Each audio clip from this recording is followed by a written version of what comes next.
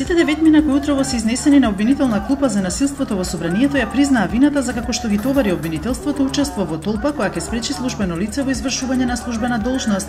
Адвокатите на обвинетите рекоа дека немаат забелешки на обвинението и во моментов се даваат завршни искази пред судиката. Пауза на рочиштето за тврдина 2 во која судиката Лидија Петрова одлучува дали да ги прифати доказите што ги приложи СЈО, откако одбраната побара судот да го отфрли обвинението затоа што се заснова на незаконски прибавени докази. Обвинителите од СЈО па кажаа дека тие се прибавени на законит начин од Управата за безбедност и контраразузнавање.